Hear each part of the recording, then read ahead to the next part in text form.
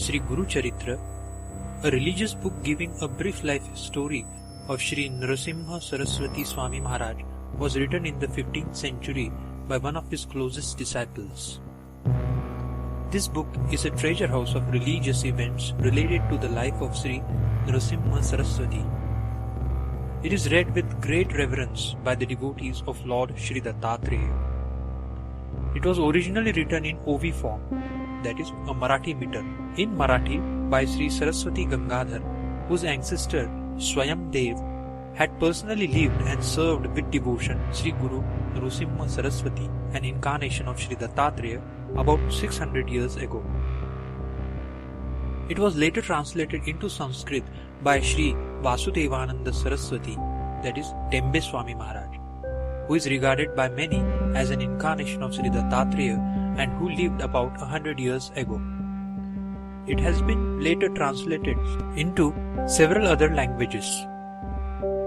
This volume is regarded as divine, capable of blessing one and all who read it with respect, and is placed with images of gods and adored in almost all devotees' houses of Maharashtra. It is much respected and is very popular like Vedas, Ramayana, Mahabharata, Bhagavat and other Puranas in Sanskrit and Jnaneshwari, Dasbodh, Eknathi Bhagavat, etc. in Marathi. In the last century, it has spread its influence far and wide, and legion are the experiences got by those devotees who read it regularly with respect. Sri Dattatreya had taken birth at the ashram of Atri and Anasuya in very, very old times, that is, Krita Yuga. And it is believed that these two incarnations, namely Shripada Sri Vallabha and Sri Narasimha Saraswati, had taken place in the Deccan in about the 14th and 15th century AD, respectively.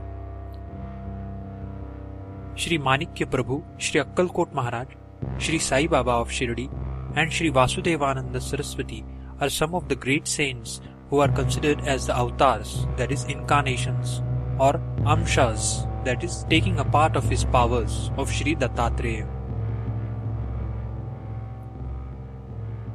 This is the historical period when the Bahamani kingdom was split up into 5 different kingships, one of which, that is Bidar, is mentioned in this volume. Sri Guru Charitra depicts the life missions of these two incarnations. The original volume consists 52 chapters, and it is written in the form of conversation between Namadharak and his spiritual guru Sri Siddha Muni, who was a disciple of Sri Narasimha Saraswati.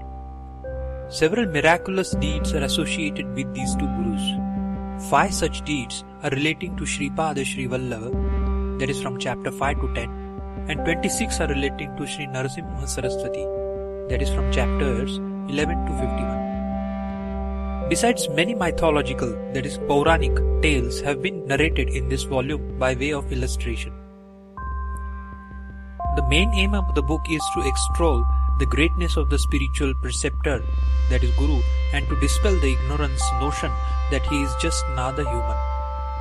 According to researches made in connection with Sri Guru Charitra by Guru Bhakta Sri R.K. alias Anna Sahib Kamath of Durga Datta Mandir, Mashel, Goa, Sri Guru Charitra contains Sri Guru Gita as its 49th chapter.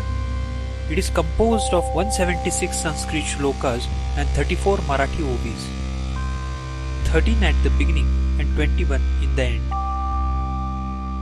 In some of the latter scripts, it seems that this chapter of Sri Guru Gita is deleted, probably it being in Sanskrit, and the 41st chapter is split up into 2 chapters, keeping the number of chapters the same, that is 52. The gist of Sri Guru Gita is included in this volume. Sri Guru Gita is a dialogue between Sri Shiva and his divine consort Sri Parvati and forms a part of Skanda Purana. It deals with the greatness of Guru and establishes that Guru is Brahma, Guru is Vishnu, Guru is Maheshwara. Why? It proclaims Guru is identical with Parabrahma, who is considered the origin of all, including the trinity of Brahma, Vishnu and Maheshwara. Since Sri Dattatreya is also an incarnation of the 3 deities, he is revered as the Adi Guru. Sri Dattatreya is an Avinashi avatar, That is, he did not shed his body when his mission was completed like Sri Rama, Sri Krishna, etc., but is continuing even today. His mission is to help all his devotees cross this ocean of worldly existence. The research scholars of medical sciences have a good opportunity of thinking over and analyzing the means that have been used by Sri Guru for cure of acute gastric pain, leprosy, toxic irritations, revival to life, sterility of females, etc. Of course, it is an admitted fact that the yogic and divine power of Sri Guru is mainly responsible for these miracles to a great extent. Sri Sai Baba of Shirdi also performed similar miracles to reinforce the faith of his devotees. In order that the general public should be acquainted with the contents of this great popular volume, a humble attempt was made by this author, and Subodh Shri Guru Charitra in Marathi prose was published in November 1952 on Datta Jayanti, that is Margashirsha Purnima. The author desires to bring about an edition in Hindi, the national language of Bharat, and also an English edition of this book for the interested readers spread all over the world. It is an experienced fact that the reading of such literature gives mental peace to those who are worried due to different miseries of this worldly life, and also encourages and guides them to go ahead on the path of self-emancipation by making their lives sublime and full of highest bliss. Guru Charitra till few years back was only available in the Marathi and Kannada languages. In the recent years, Telugu translation of the book have become available. It may perhaps be now available in a few other Indian languages also, but as far as we are aware, there has been no English rendering of the book so far. The present book in English was started by Sri Lakshman Narayan Joshi some years back, so as to make this spiritual treasure available to widest sections of people. Unfortunately for us, Sri L.N. Joshi is now no more, having left his physical body on 30th October 1981 to merge in and abide at the lotus feet of Guru Nath, which was his yearning all throughout his life. It is a matter of regret for us that his physical eyes could not see the book in print, but we feel sure that his spirit will rejoice and be happy that the efforts he had begun have at last borne fruit, and that the book has now seen the light of the day. Let us make it clear that this is but a free rendering and an abridged version of the original version of Guru Charitra. The original text was compiled by Sri Saraswati Gangadhar, a fully enlightened soul and who was drunk deep in Guru Tattva. It was compiled by him in Marathi in OV form of poetry. The same was transcribed into Sanskrit by the great saint Sri Vasudevananda Saraswati, a contemporary of Sainath, that is Sai Baba of Shirdi. A complete rendering into English of the original text is a colossal and formidable task and is far beyond our capacity and competence. In the present book, it has been our attempt to just bring out the gist of the original text, but at the same time, of course, ensuring as best as we can that the spirit of the original text is not lost. We do not know to what extent we have been able to achieve the above objective, but in this book, in spite of whatever deficiencies and shortcomings it may be having, still succeeds in satisfying the reader's interest even in a small measure, and enthuses and awakens in him the desire and yearning for diving deeper into the spiritual lore, for which purpose abundant spiritual literature is available. It would be highly gratifying to us indeed. It is a bold attempt made by us, and it is our firm faith and belief that it is grace of and guidance from Guru Nath Shri Narasimha Saraswati alone that has helped us in our venture. We make our obeisance to Shri Guru Nath and his various manifestations, including Shri Manik Prabhu, Shri Swami Samartha Akkalkot Maharaj, and Shri Sai Baba. It may be mentioned here that before the printing of the book was started, we had the unique fortune of Shri Satya Sai Baba of Puttaparthi singing his blessings on the manuscript. This was on 14th May 1984 at Dharmakshetra during Baba's visit to Bombay. The manuscript was also blessed by Shri Siddharaj Manik Prabhu Maharaj during the latter's visit to Bombay, which was also in May 1984. Earlier, it was blessed by Sri Swami Amalananda of Pain, that is Panvel, during the latter's visit once to Chembur. We cannot conclude this preface without acknowledging our deep debt of gratitude to Sri P.B. Paranspay of Suman Nagar, Chembur, Bombay. It was he who has encouraged us all and instilled in us confidence and helped us complete this sacred book.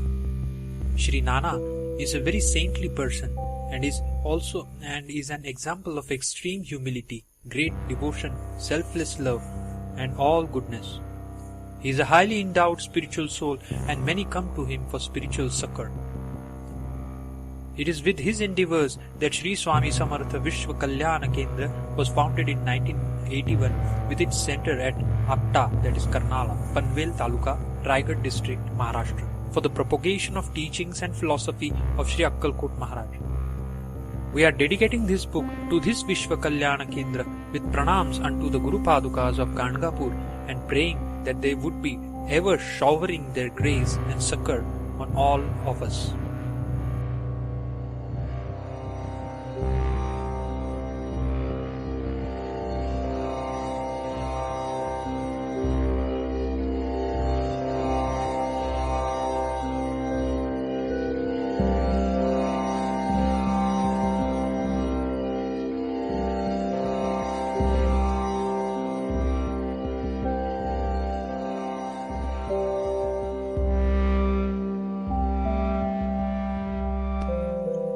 Chapter 1.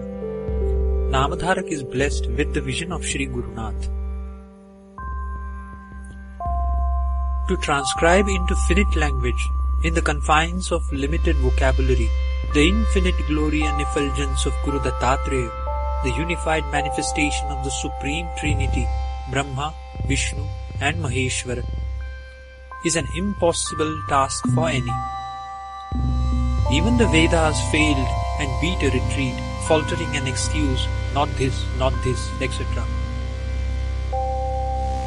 But even so, if at least a small and single ray of supreme effulgence of the Godhead can be captured, that is enough to redeem the world. And through divine grace, the impossible becomes possible, or some or a little extent at least. Saraswati Gangadhar, the blessed devotee of Dattavatara Shri Nrsimha Saraswati Swami Maharaj, before setting out to write the sacred Guru Gita, that is this life story of the Avatara, invokes the grace of Lord Ganesha. Without Lord Ganesha's grace, nothing can be achieved. He is Mangalamurti, the embodiment of all the auspicious attributes and the abode of all auspiciousness. He is most easily pleased, responds instantaneously, and bestows his grace even readily on whosoever calls out to him. He makes the impossible possible. With his grace and help, the sage Vyasa could compose the incomparable and monumental Mahabharata, the ever greatest of the epics. Saraswati Gangadhar extols Lord Ganesha as follows. You are the remover of all obstacles. You keep your large fan-like ears always waving. The air waves produced thereby drive away all the obstacles in the path of your devotees. In your stomach rest all the worlds, and that is why you are extolled as Lambodara. Even all the gods have to worship you alone first, before undertaking any of their divine tasks. I pray you have to bless this venture of mine and help me through. Next, Saraswati Gangadhar invokes the grace of Mother Saraswati, the bestower of all knowledge and wisdom. He prays, O Mother, you are the mother of all Vedas. Without grace, man cannot pronounce even a syllable. You are the life force behind the sound faculty of men. You are the indweller in all the fourfold aspects of sound, that is, Para, Pashyanti, Madhyama and Vaikhari.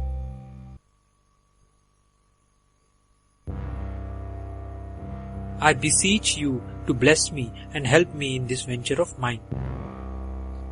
Saraswati Gangadhar next prays to the Trimurtis and to Sri Dattatreya. He prays, O Lord, you are the primeval Guru.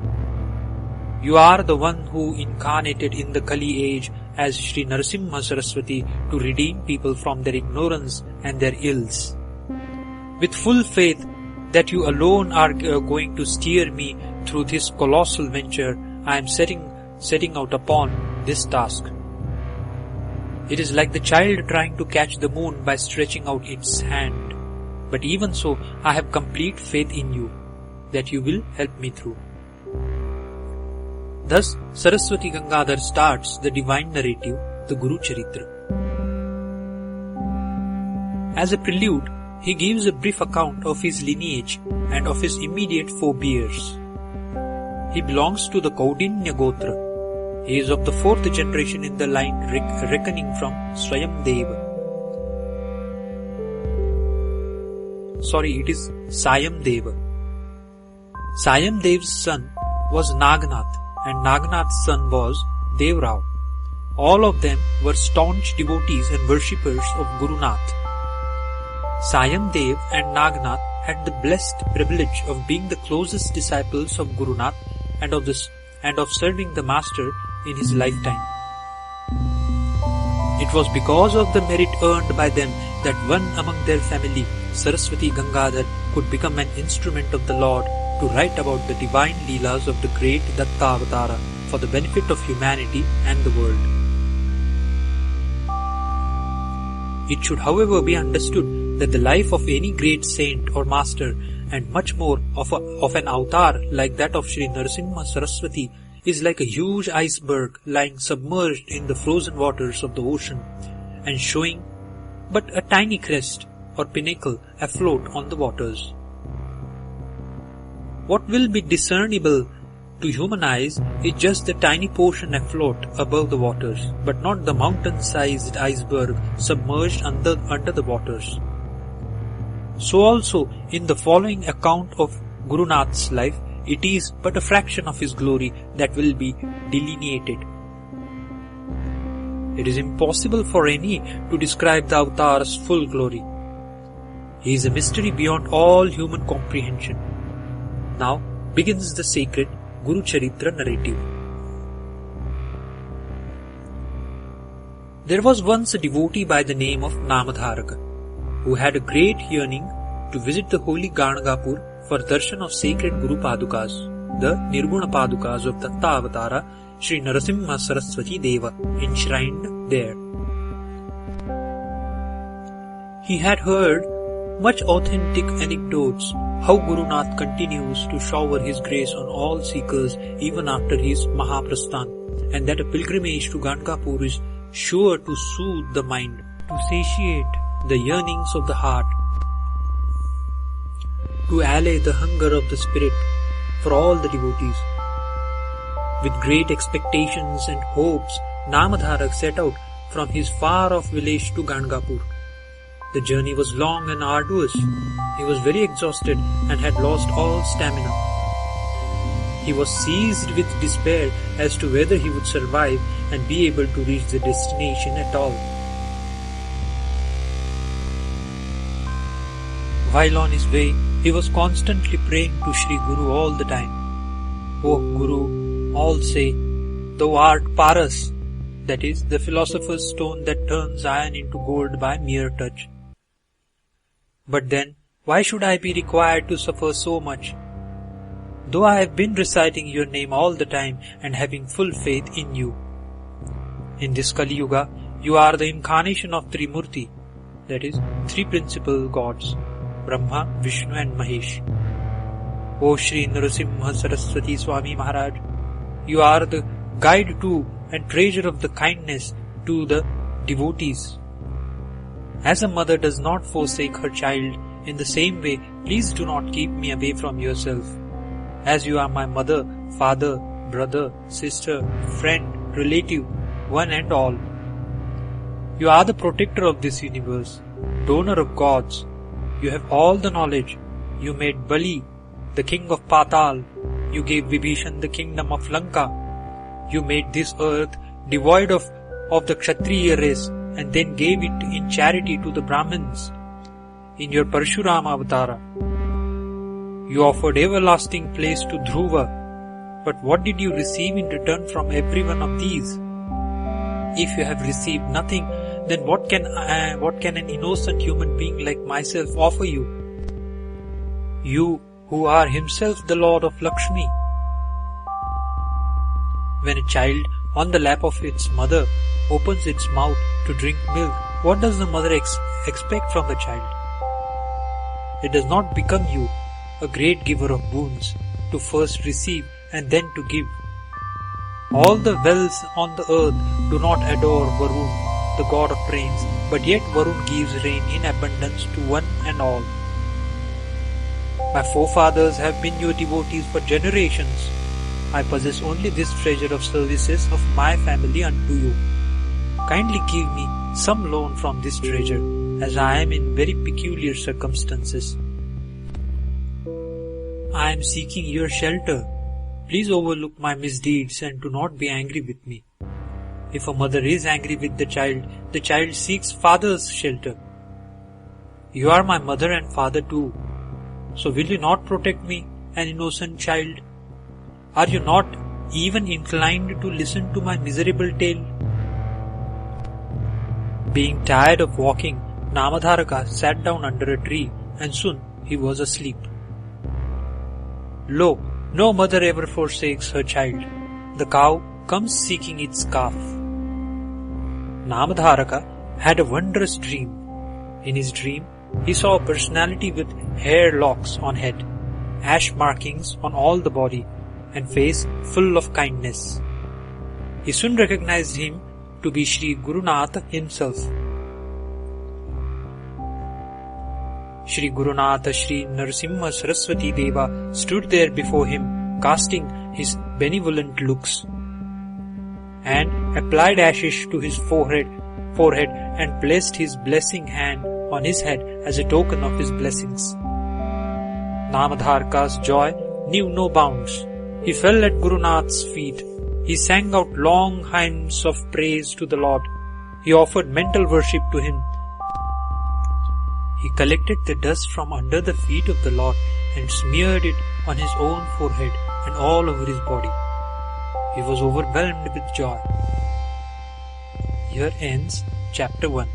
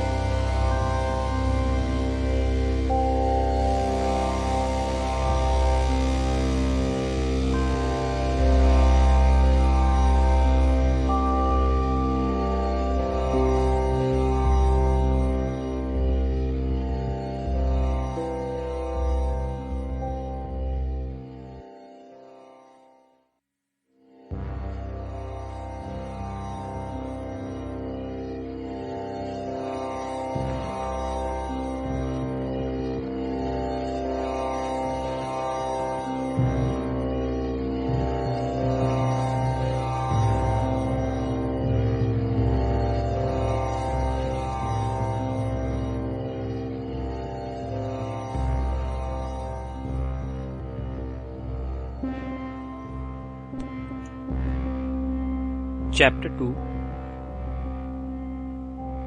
The power and glory of Guru Bhakti.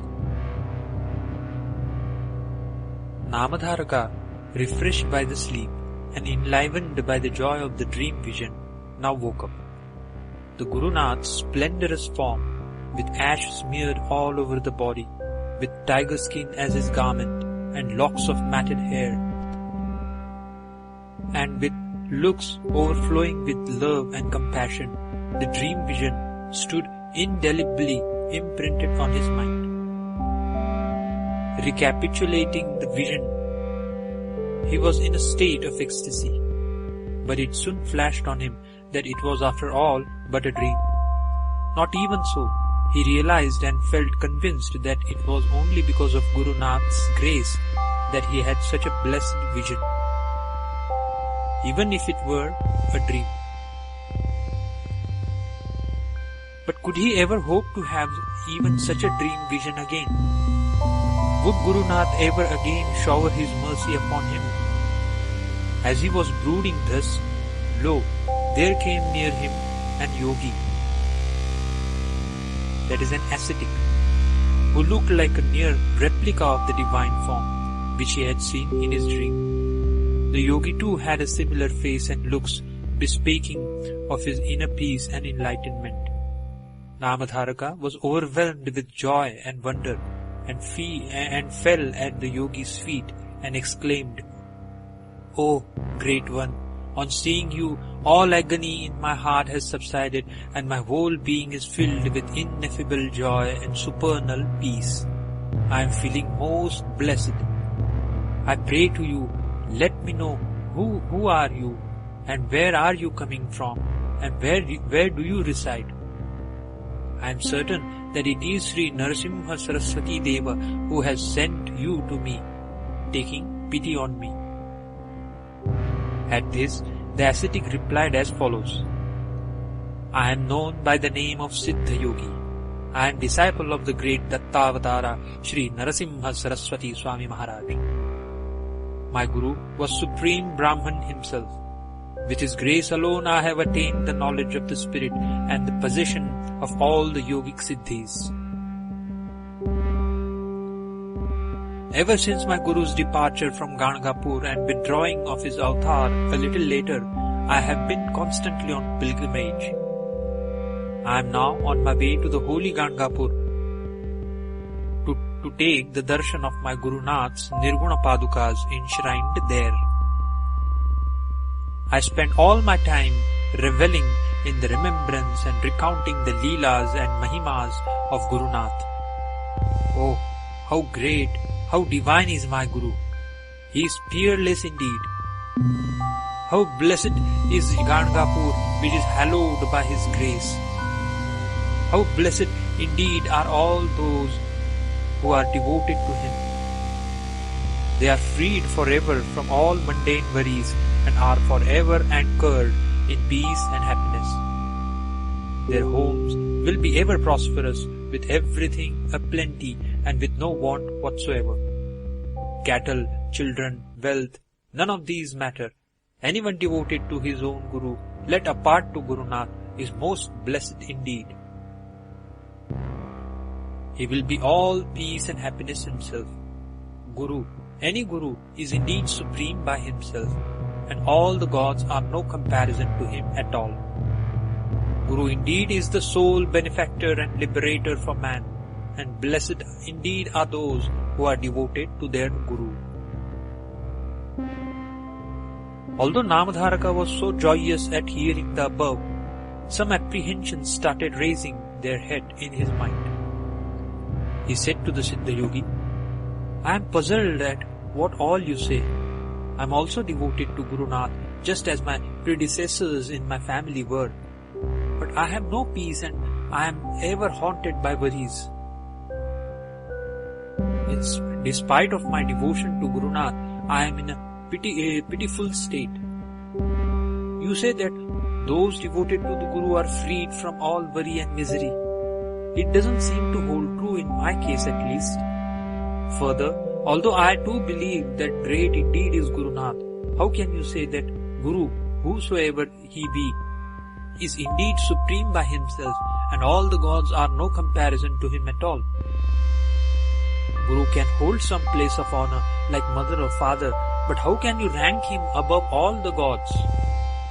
It puzzles me much and I fail to understand what you say."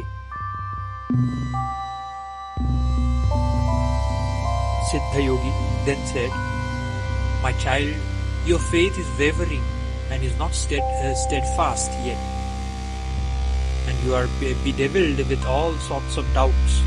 Just as a sick person cannot relish food, however delicious it is, so also a doubting heart cannot imbibe the grace of the Guru, however abundantly it may be overflowing.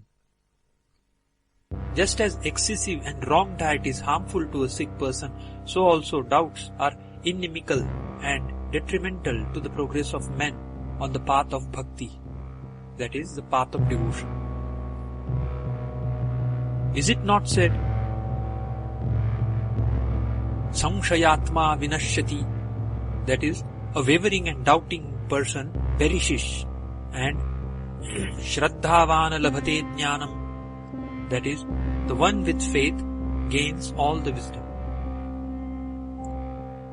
You should cultivate unalloyed devotion to the Guru. Because of your doubts only, you are not able to derive benefit of Guru Nath's grace, and instead have enmeshed yourself in misery. Ever remember that Guru alone can redeem the disciple. Even if he has incurred the wrath of all the gods, if he has the Guru's grace, no harm will ever befall him. Guru's grace will be his invincible armor, even if all the gods make an assault upon him. But if one incurs the wrath of the Guru, none can rescue him, not even if all the gods together try. One should actually never make a distinction between his Guru and God. For the devotee, all the forms of God should be subsumed in the form of his own Guru.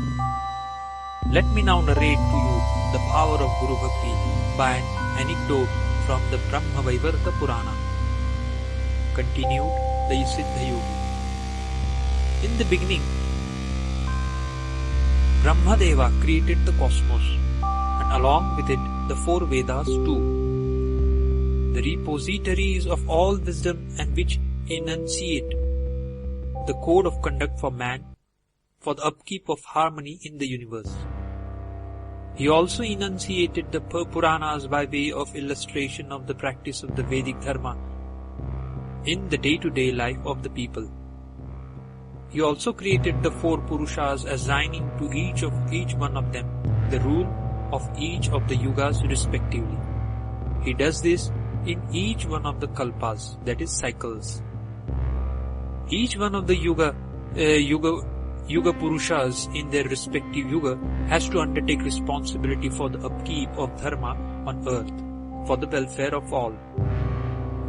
Each yuga will have its own specific characteristics and special features, and Brahma has explained about them in detail to each one of the yuga Purushas.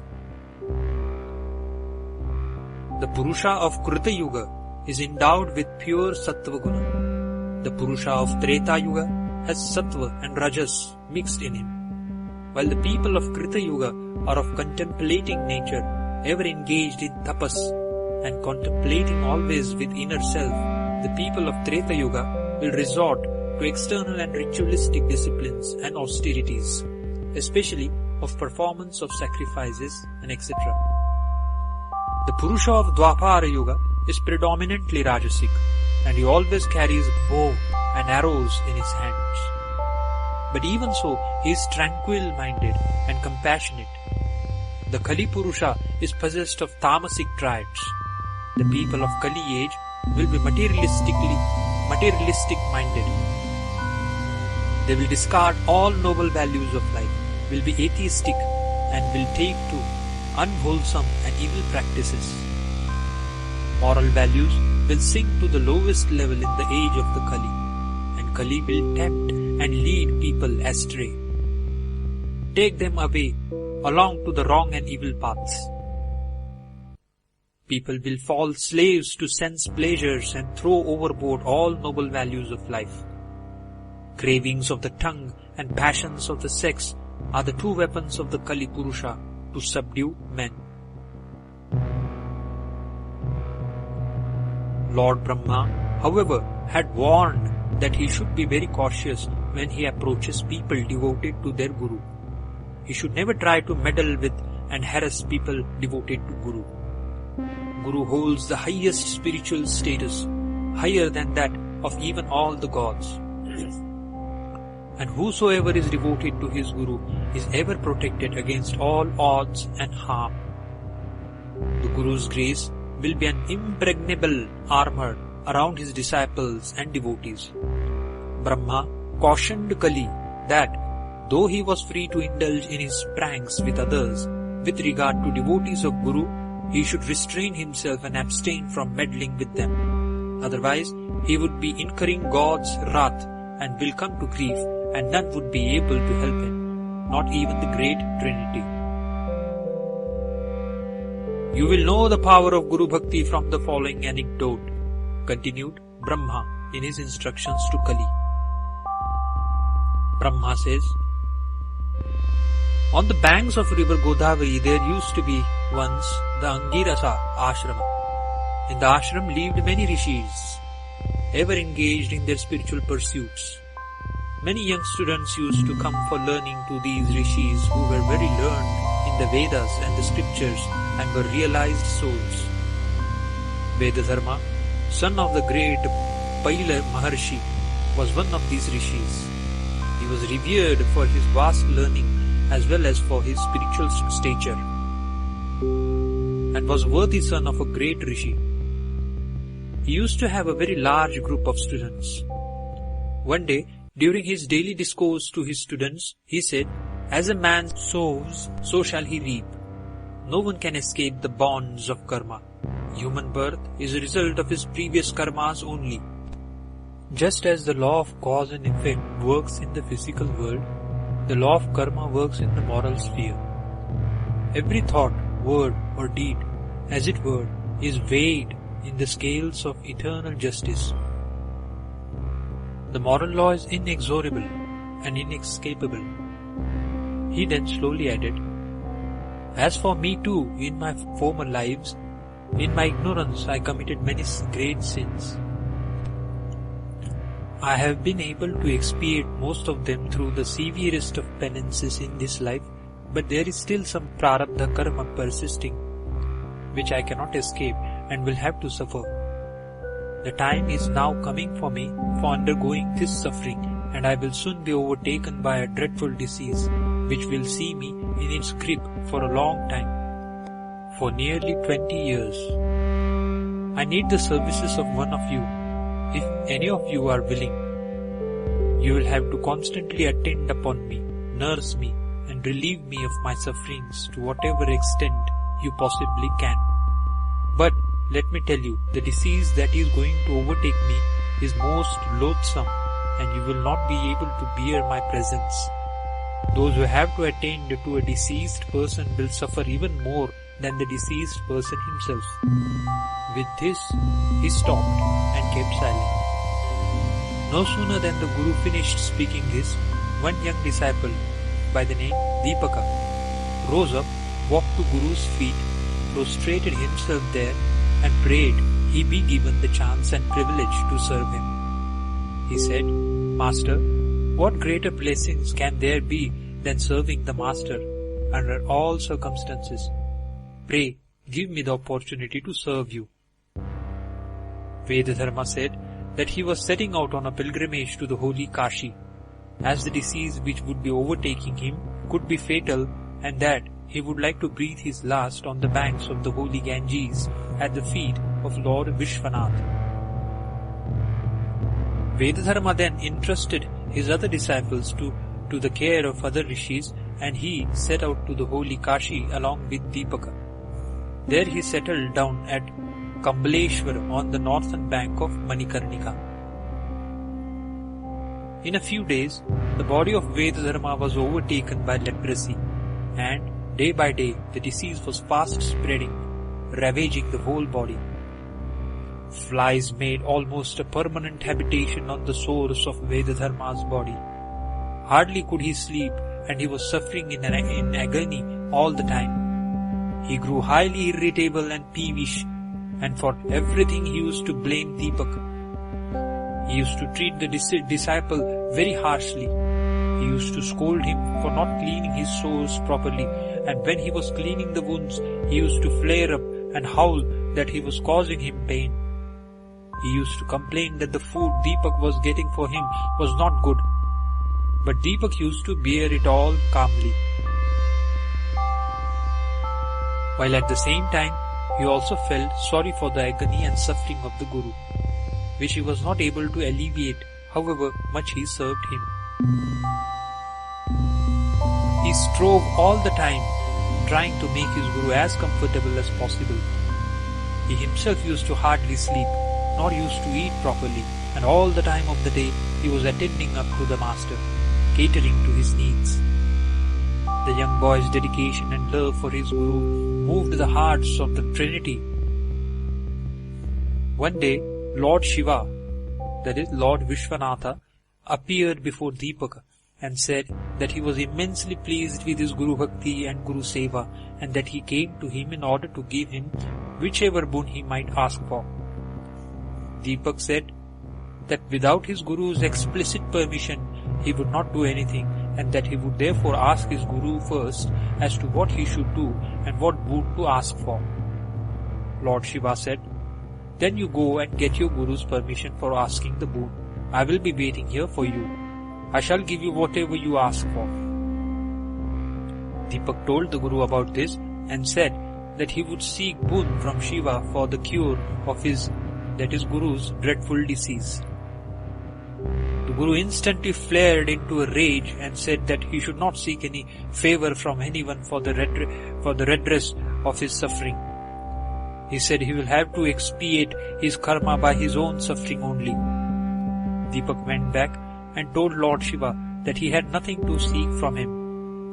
Brahma and Vishnu also later appeared before Deepak, and they too offered boons, pleased with his Guru Bhakti. At the behest of the Guru, he turned down the offer of these gods too. Then the gods said, "When we, the supreme gods, who are higher than any being, are graciously offering you boons, is it not foolish of you to listen to the perverse behests of your Guru and spurn down the blessed opportunity come to you?" Deepak replied, "Pardon me, sirs, there is none equal to the Guru. Guru is higher than even the highest gods. Whatever I ever yearn for is only my Guru's grace and not the favor of anyone else. If you are still keen on granting me some boon, please bless that my devotion to my Guru will only grow more and more and will never slacken and waver." The gods blessed him accordingly and disappeared.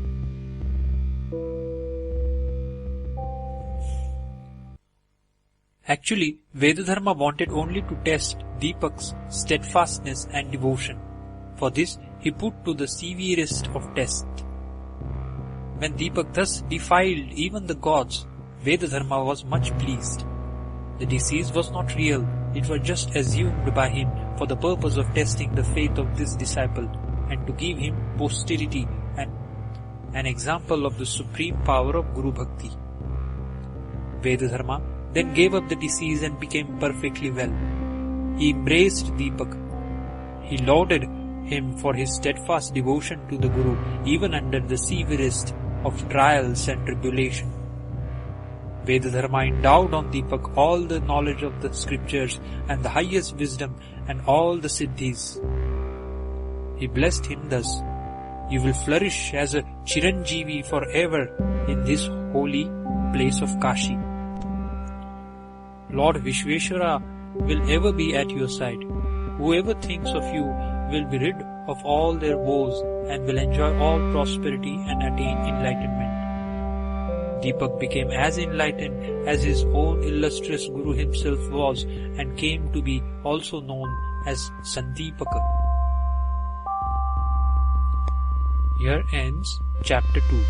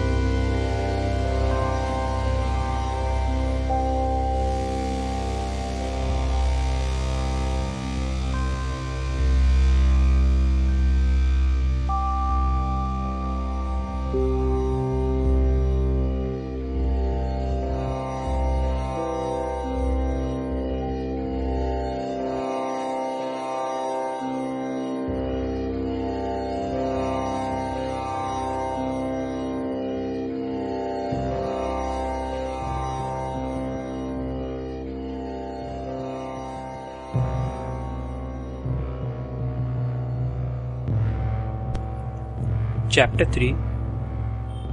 The cause for Sri Hari taking incarnations on earth. Namadharak prayed to Siddha Yogi to accept him as his disciple. He pleaded, "Pray, enlighten me more and fully on Guru Leelas. Also, let me know about your way of life, what type of food you take, etc."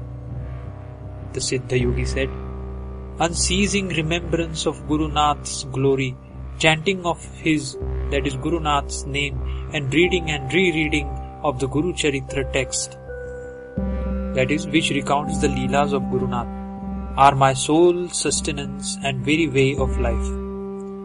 He showed him the palm leaves bundle, which was record of the Guru Leelas, which he always carried with him, and which was his priceless treasure. He further said, "Guru Charitra is the panacea for all the ills of the world, and reading it or listening to its narration will relieve men of all their mundane worries, and would endow on them enduring peace, happiness, and spiritual enlightenment. It is like Kamadhenu, that is the celestial cow, and the Kalpa Vruksha, that is the celestial tree, and will fulfill all human desires and aspirations." Speaking thus, the Siddha Yogi led Namadharak to the holy Ashwastha tree, that is the peepal tree, on the banks of the river Bhima Amarja Sangam. Siddha Yogi seated himself at the foot of the tree and asked Namadharak also to be seated in front of him. Namadharak pleaded with Siddha Yogi to narrate the Guru Charitra and said, "One great doubt troubles me much, and you must first clear it for me. Why would the one who is beyond all gunas and qualities, who is formless, take form at all, and especially the human form, and come down to earth? I am unable to reason out and understand why, while men strive all their lives to conquer and transcend their gunas and take to severest penances with the sole objective of getting freedom from the thraldom of the body and to merge in the formless God, the formless God should assume human form and incarnate on earth. What is the reason for Nirguna to become Saguna? Please make it clear to me," asked Namadharaka. The Siddha Yogi then began to narrate as follows. Whenever earth is overpowered by evil and the gentle, and the pious folks are harassed and troubled by asuras, that is the demoniac-natured people, and whenever righteousness is on the decline, God incarnates on earth to restore dharma, to punish the wicked and to reform them, and to protect the pious and the good. The devotees especially will be ever protected by God. God brooks no harm to be done to his ardent and faithful devotees by anyone or being. Let me tell you the anecdote of Ambarisha, which will explain to you clearly the mystery of the avatars. King Ambarisha was a very righteous ruler and was a great devotee of Lord Sri Hari. He was a scrupulous follower of all Shastric injunctions. Once, after observing the Ekadashi fast, on the following morning he was about to break his fast. Just at that time, sage Durvasa arrived. The king offered obeisance to the sage and prayed that he should accept his hospitality. The sage agreed and went to bath in the river, telling that he would return soon. But hours passed by and yet the sage did not return.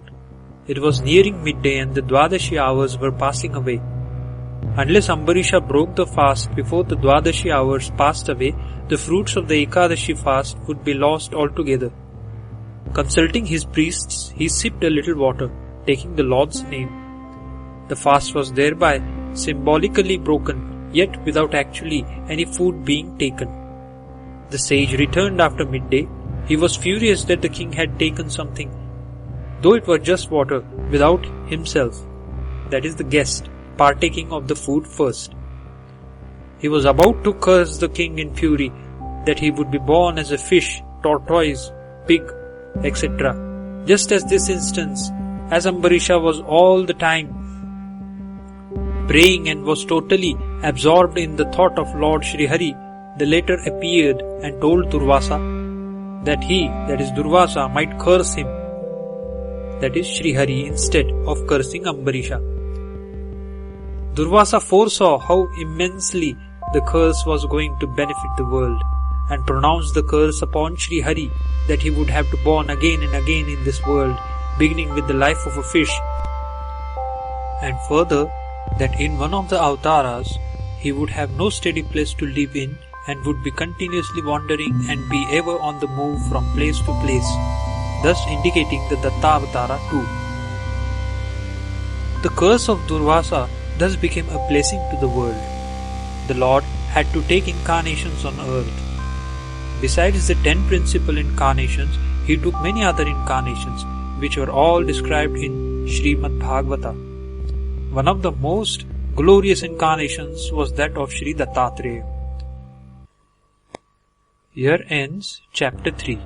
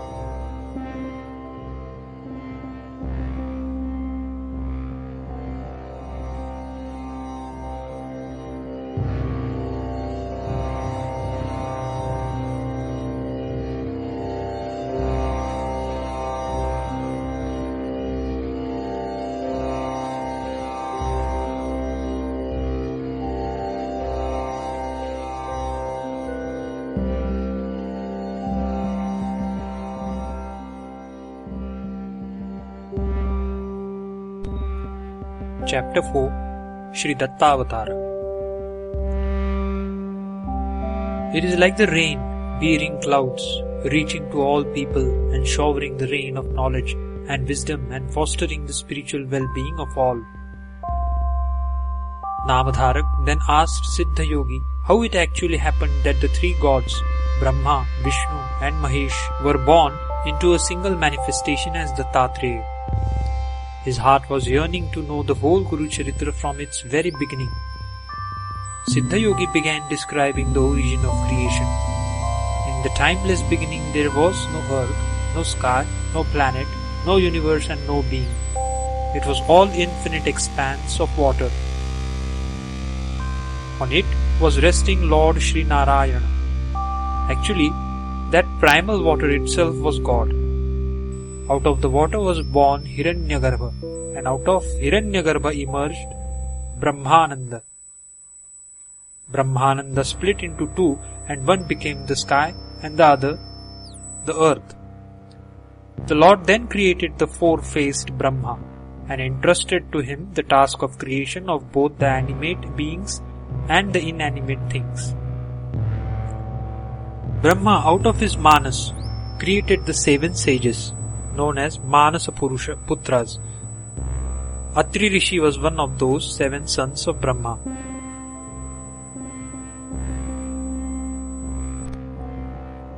Atri practiced severe penance for countless number of years and attained Brahma Jnana, that is self-realization. Later, at the instance of Brahma, he married Anusuya, the daughter of Kardama Prajapati. Anusuya was embodiment of perfection and was entirely blemishless, and her name itself indicates was devoid of even the least taint of envy, which is one of the greatest blemishes among humans. She has no malice against anyone and had overwhelming and motherly love for all beings. She was an embodiment of chastity who worshipped and considered her husband alone as God. She is reckoned foremost among Pativratas, that is, those whose devotion for their husbands is unalloyed and supreme. Her fame and glory spread far and wide, all over the 3 worlds. Indra, the Lord of heaven, felt all his power paling into insignificance like that of an oil lamp before the dazzling and splendorous sunshine of the rising glory and powers of Anusuya, and was afraid of losing his supremacy. He approached the 3 gods, that is Brahma, Vishnu and Mahesh, and entreated them to arrest the ever-increasing powers and glory of Anasuya by somehow casting a blemish on her chastity. He said Anasuya's name and fame already outshining and eclipsing that of the three divine consorts, that is Lakshmi, Saraswati and Parvati, who were till then ranked as the foremost amongst the women in all the worlds. The gods wanted to put Anusuya's purity and power to test. They transformed themselves into mendicants and approached the hermitage of Atri Rishi. They begged for alms.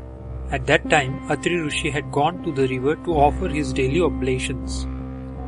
Anasuya came out and welcomed them and extended hospitality to them.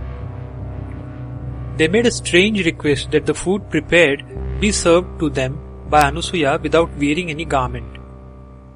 Anasuya, though perplexed at such a strange, embarrassing and impossible condition, however, though thought for a while as to what she must do. Athitis or guests cannot be turned away under any circumstances. Athitis are aspects of God Himself. But, yes, it flashed in her mind, if only the guests were her babies and she their mother. Oh, yes, she could feed them without donning a garment. Her thoughts, the thoughts of a pure and chaste mind, instantly became a reality. The elderly guest turned into babies. She then fed them with all the motherly solicitude and love. She then sang lullabies and put them to sleep in a cradle. When Atri Rishi returned home, to his amazement he found Anasuya fondling with the three babies and singing to them lullabies on Upanishadic truths. Anasuya rose and offered the children at the feet of her husband and said, "These children are the gift, that is, Datta, of God to us." Atri Rishi was overwhelmed with joy. Atri Rishi, through his Divya Drushti, realized who the children really were. He prayed to them, "O Supreme Gods, Brahma, Vishnu and Mahesh, it is all your inscrutable divine Leela. You, the infinite beings, chose to become babies in our humble home so as to delight us who have been childless and have been praying to you in our heart of hearts to bestow a child. How blessed are we to fondle you." Tears of joy started swelling out of the sage's eyes, bathing the babies, so to say. The babies now assumed their real forms and made their appearance before the couple as the Trinity, Brahma, Vishnu and Mahesh. They said, "We are pleased with you. You ask for whatever boons you wish." The couple prayed, "Let the joy you gave us as babies in our home a little while ago become permanent and a lasting reality. Make this humble cottage of ours your own home, and give us the blessed opportunity to fondle you as our little children." The gods said, "Your wish will surely be fulfilled. Let us also, who have never known what a mother's and a father's love is like, experience and enjoy it as children in your home. That is in truth that we have been seeking for and why we came here, under the pretext of Bhiksha."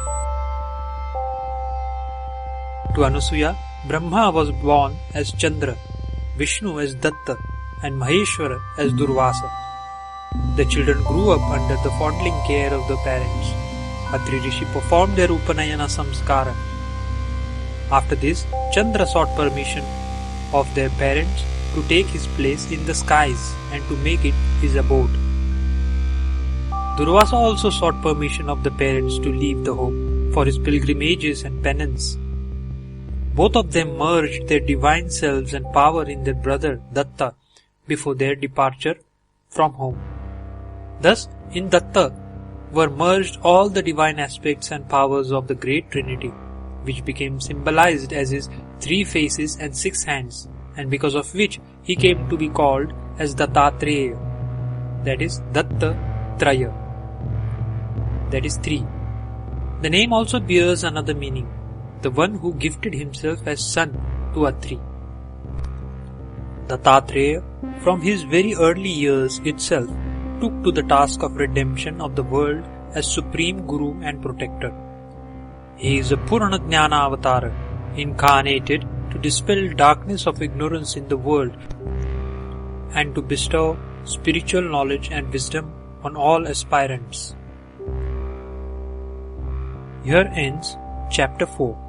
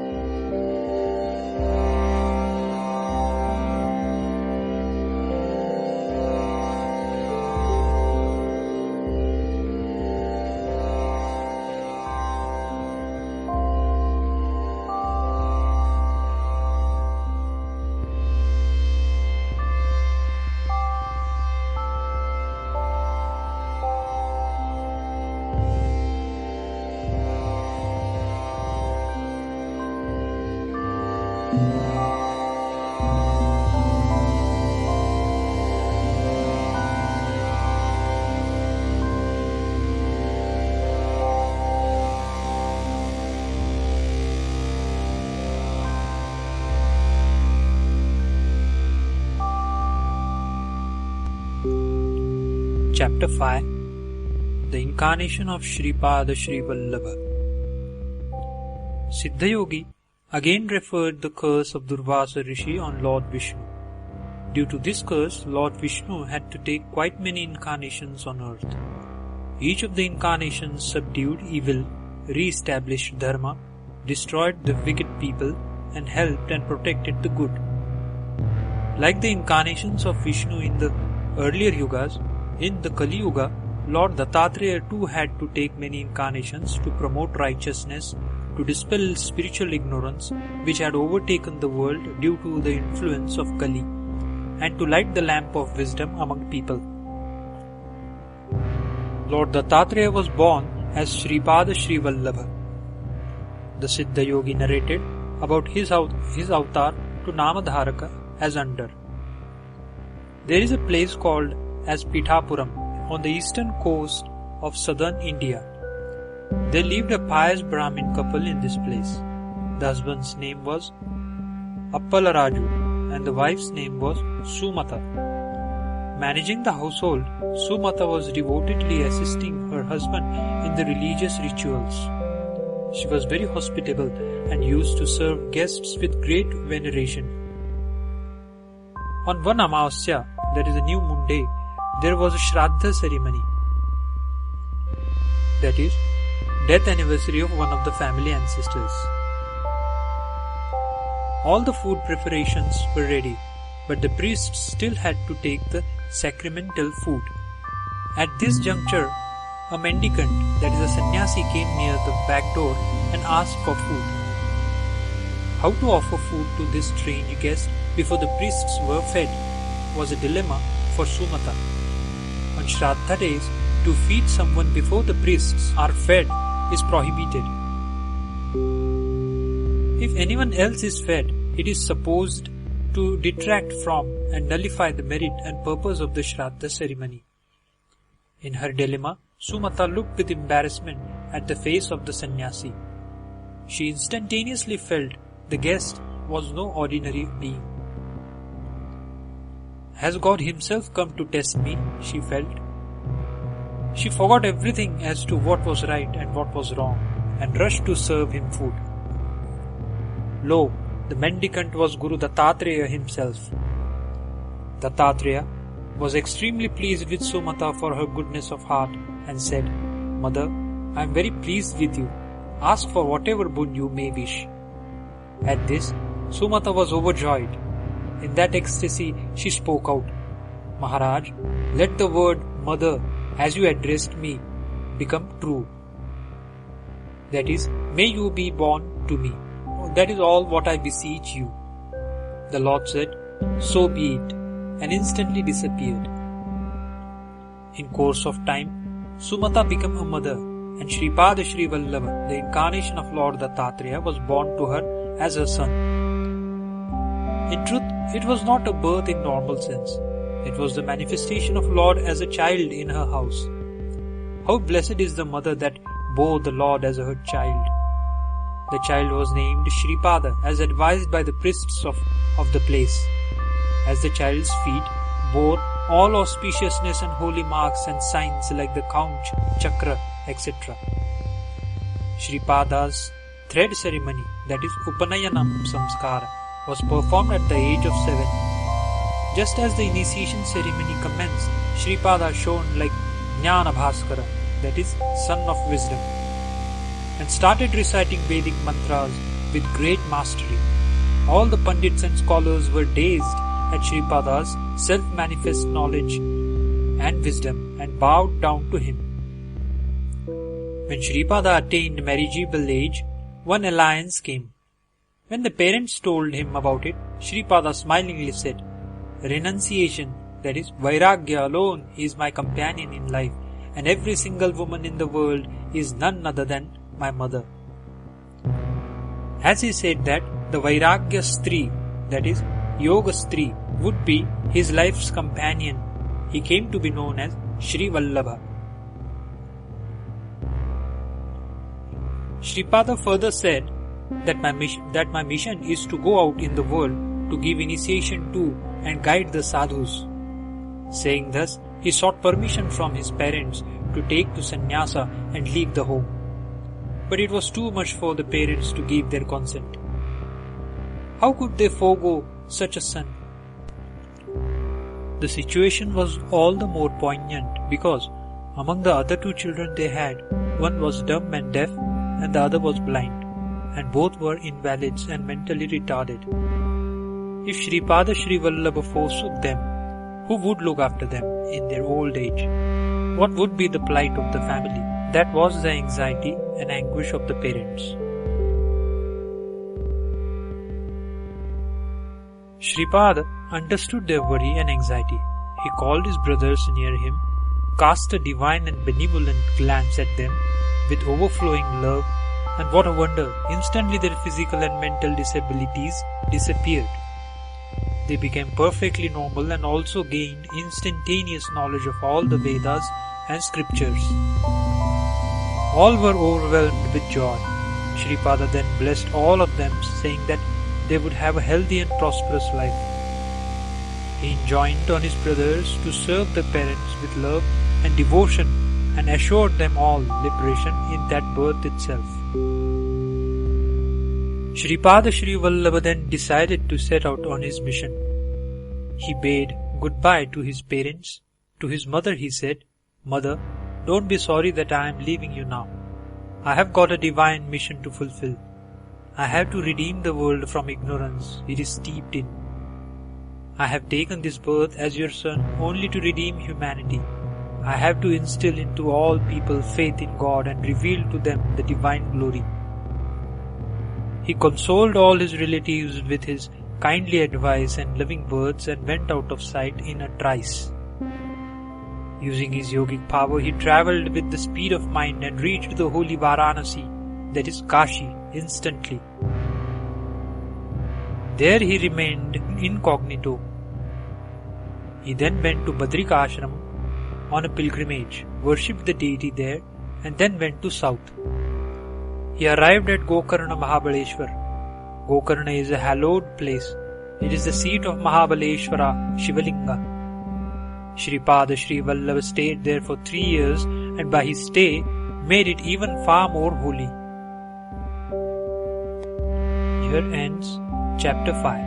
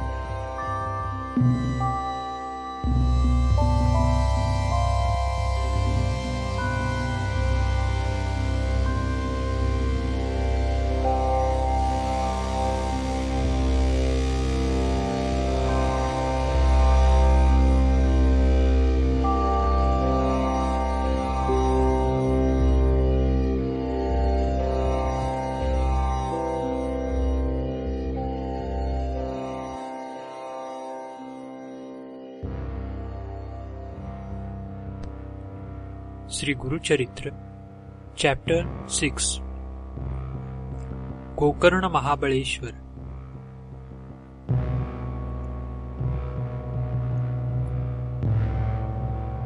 Namadharak prayed to Siddha Yogi to tell him about the Gokarna Mahatmya.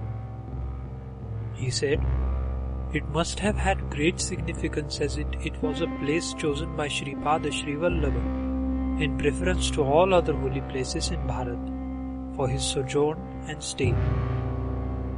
Siddha Yogi began the narration of the birth of Gokarna Atmalinga as originally related by Lord Ganesha.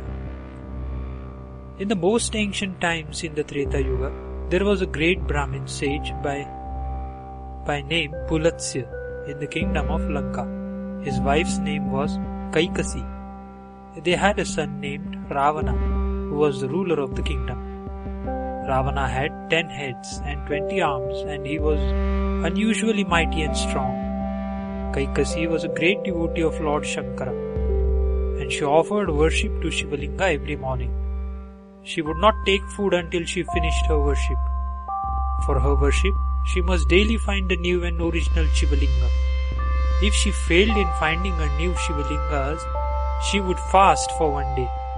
For that day, when she did not get an original linga, she would prepare a mrutika linga, that is, a linga formed out of mud, and would do her worship to it and would fast for the whole day. One day, as Kaikasi did not get an original Shivalinga, she was doing her worship to a mrutika linga, which she had prepared out of mud. Ravana saw this and felt in his pride and conceit that it did not befit her, the mother of a mighty person like him, to have to do worship to a mere mrutika linga instead of an original Shivalinga. He said that he would bring down the Kailasa itself along with Shankara into Lanka for his mother's daily worship.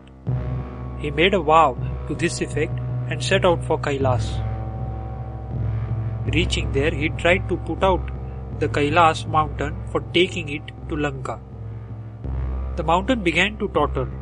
The Devas and Ganas and even Goddess Parvati were being tossed about.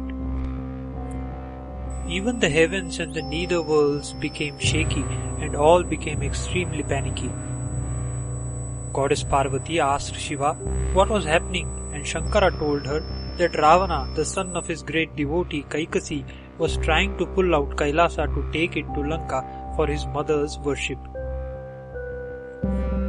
He said that even Ravana was a great devotee of his, and hence he was refraining from doing anything in the matter. But with further pleading of Parvati, Shankara intervened and pressed down with just the mere toe of his right foot, which nearly crushed Ravana under the mountain. Ravana realized his folly and started praying to Shankara for his mercy and grace. In his rich musical voice, he began singing Samavedic hymns in praise of the Lord. He undertook penance. He made a new musical instrument with his head, veins, and nerves, and started playing on it rich and enrapturing music to please the Lord. He was cutting off his heads and offering as sacrifice and oblation to the Lord. It was a penance unprecedented and never undertaken by anyone ever before. Shankara was very much moved by his devotion and austerities of Ravana. He appeared before Ravana and told him that he would give him whatever boon he would wish for. Ravana prayed he wanted Kailasa itself for his mother's worship. Shankara said that it was an impossible wish, but he would instead give him his Atmalinga, which is the divine core and essential principle of Lord Shiva himself. He said the Atmalinga embodied in itself the highest divinity, and whoever worshipped it for just 3 years would himself become like Shankara. He, however, warned and cautioned that the linga should not touch the ground till it reached Lanka and was enshrined there. Ravana was elated at winning the Atmalinga, but all the gods were frightened because the new power which Ravana won through the possession of the Atmalinga would make him the mightiest person and and unconquerable even by gods and unconquerable even by the Trinity. Ravana had already subdued and enslaved the five elements and the Navagrahas. Now his pride and power would have no bounds and restraints. The gods started shuddering in fright and prayed to Vishnu to save them and the worlds from impending doom. Lord Vishnu approached Ganesha and together with Narada they planned out how to deprive Ravana of the Atmalinga. Ravana was still midway and had not reached Lanka yet. Vishnu would create an artificial dusk by covering the orb of the sun with his Sudarshana Chakra. Ravana would then break his journey wherever he be to perform his Sayam Sandhya, that is, evening oblations. Ganesha should then appear there as a rustic boy.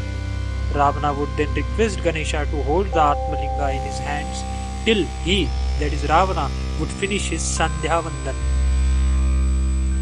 Narada would then appear and draw Ravana into conversation and delay the latter in completing his Sandhya Vandan.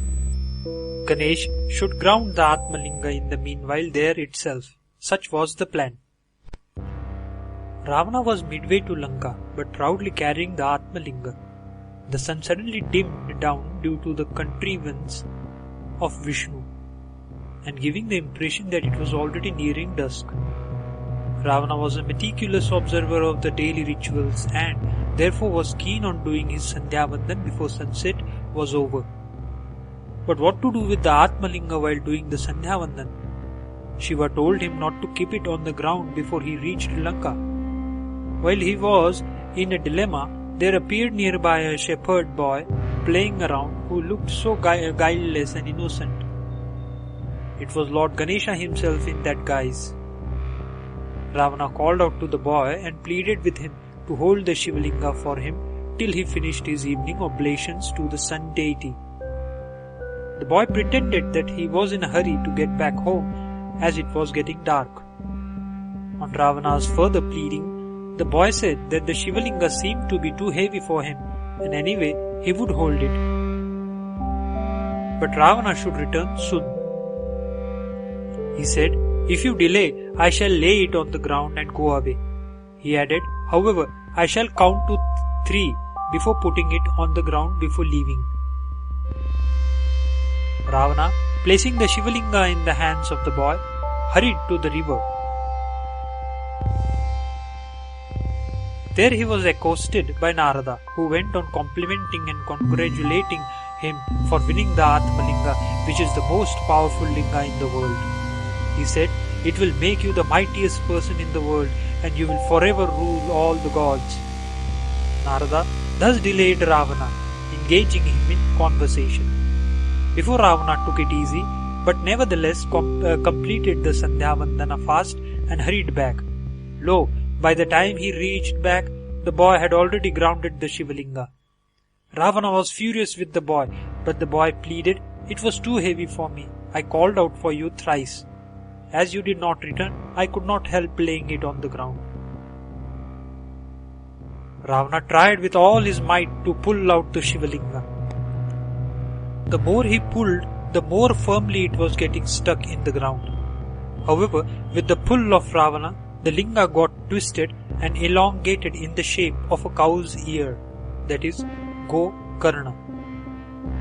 As it withstood the mighty strength of Ravana, the Shivalinga came to be known as Gokarna Mahabaleshwar, and it is deemed most holy.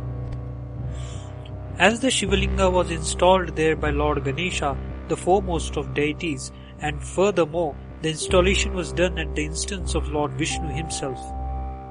It is said that Ravana did severest penance at this place only and attained all the boons from Lord Shiva. All the gods also are said to have done great penance at this holy place. The power of this place has been described in detail in Skanda Purana. Thus narrated Siddha Yogi to Namadharaka about the origin of Gokarna, where Shri Pada Shri Vallabha chose to stay for 3 years in this sojourn in the south. Here ends chapter 6.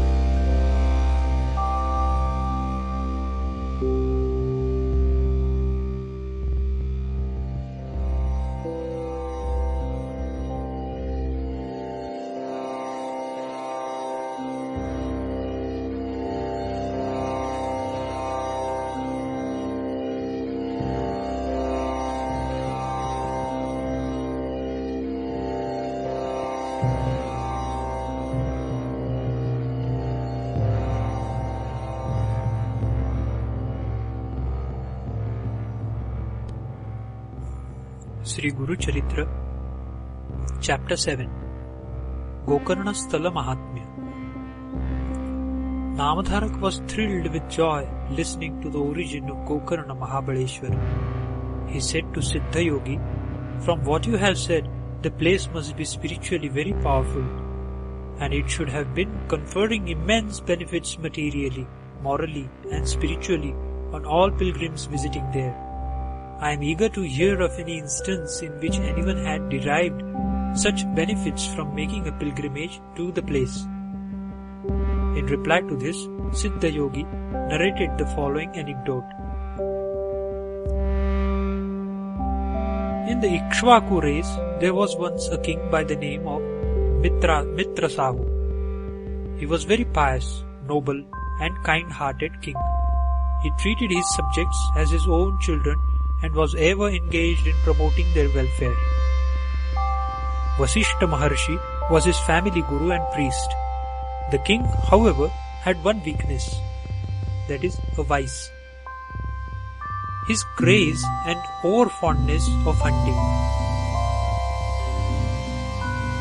The king once went out for hunting. He killed many wild animals. Thereafter, he confronted a wicked Rakshasa and wounded him mortally. The Rakshasa, before falling down dead, told his brother that he should take revenge on this king. The brother Rakshasa then took the guise of a human form. He went to the king's palace and managed to become a palace cook. One day there was a Shraddha ceremony in the royal family. Meat is forbidden on such a day. As the Brahmin priests and rishis would come to partake of the food, the vicious Rakshasa surreptitiously cooked human flesh on that day, and taking everyone unaware, served it to the Brahmin priests, instead of the vegetarian food which was supposed to be served. The priests got enraged and were furious, and the spur of the moment, without waiting to know the truth, cursed the king that he should become a Brahma Rakshasa. The king was about to curse the priests in revenge, taking water in his palm for the purpose, when the queen restrained him, saying it was not proper for anyone to curse the priests. The king then let the water from his palm down on his own feet. The feet got charred, and because of this he came to be known as Kalmashapada. Vasishtha Maharshi, realizing that the king was really innocent, felt sorry for the curse uttered, and told the king that he was blessing him that the curse would last only for 12 years, and at the end of 12 years he would get back his normal form. The king, because of the curse, became a Brahma Rakshasa and made the forest his habitation. He used to kill and eat whichever or whoever came by that way, whether they be animals, beasts, or human beings. One day, a Brahmin couple happened to be passing through the forest. The Brahma Rakshasa caught hold of the Brahmin, and ignoring the requests and plaintive pleadings of his wife, who was imploring him to consider her as her own daughter and spare her husband's life, mercilessly killed the Brahmin and devoured him. At this, the wife of the Brahmin, who was suddenly widowed because of the bloodthirstiness of the Rakshasa, cursed him, saying, "Although after the expiry of the 12 years you are going to get back your human form, if you try to court the pleasure of your wife, you will be instantly dropped down dead, and your queen would become a widow like me."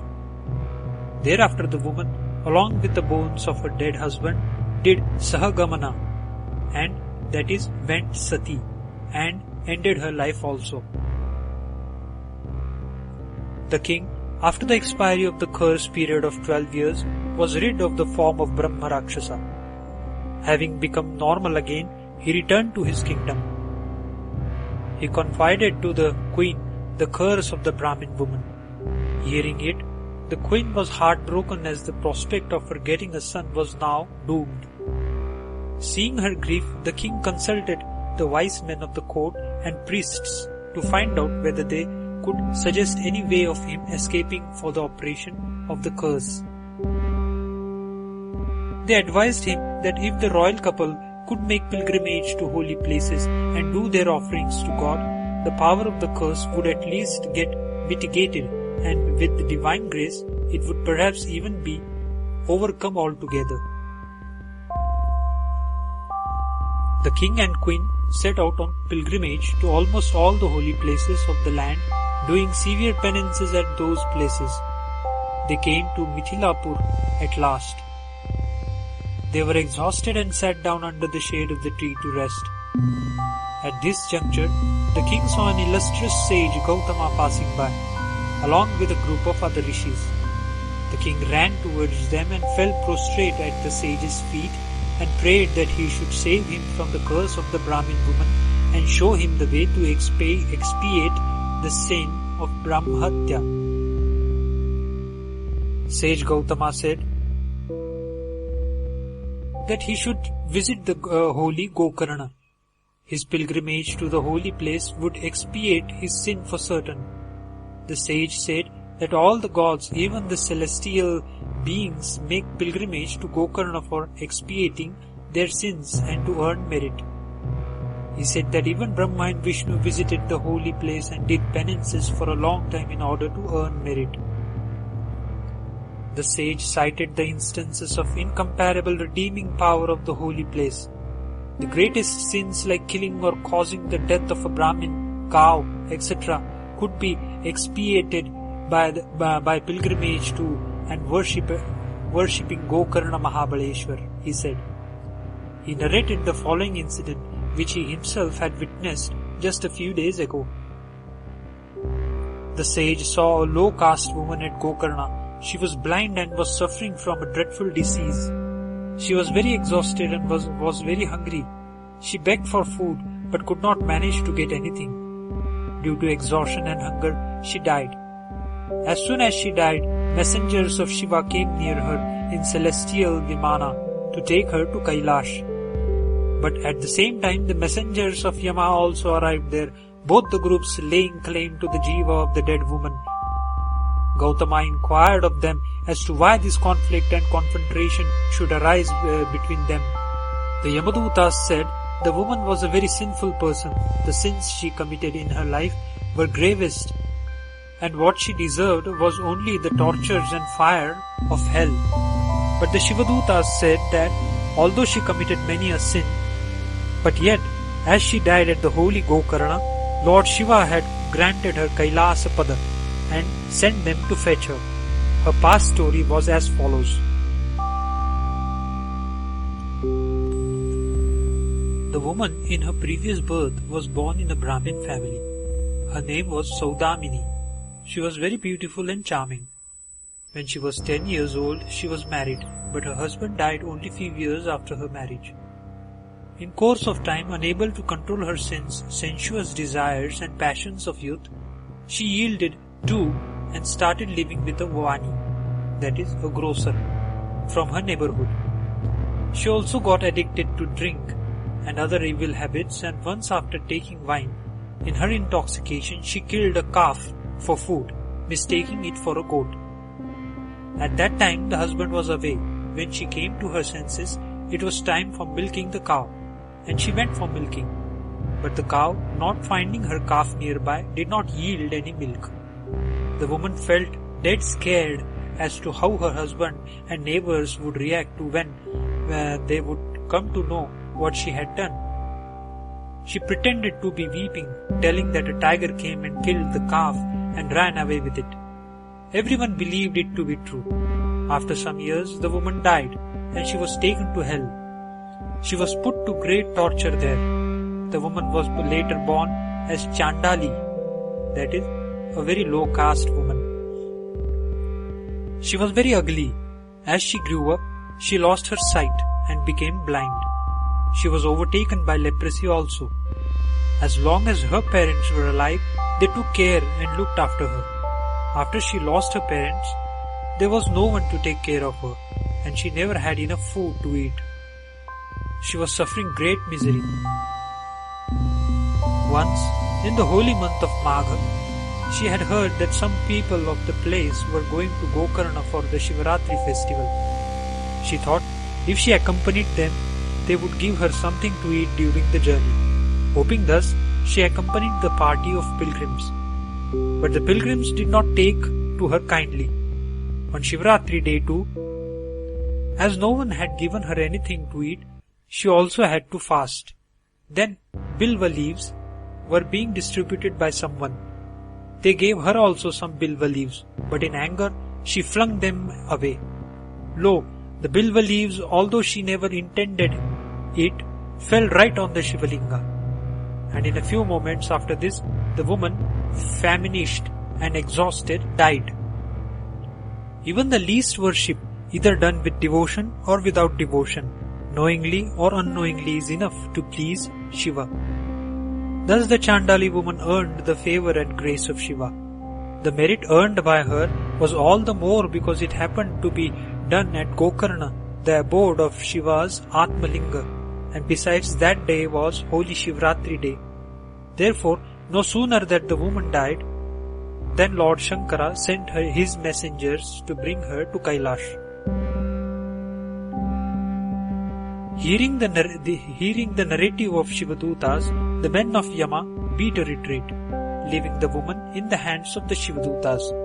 Such being the power and glory of Gokarna, Gautama Rishi advised the king to go to Gokarna and to do penance there, and assured him that thereby he will be freed from the curse. The king, advised by Gautama Rishi, made a pilgrimage to Gokarna, did penance there, and thereby got rid of the curse. Thereafter he lived happily with the wife, was blessed with sons, and lived for a long life. Here ends chapter 7.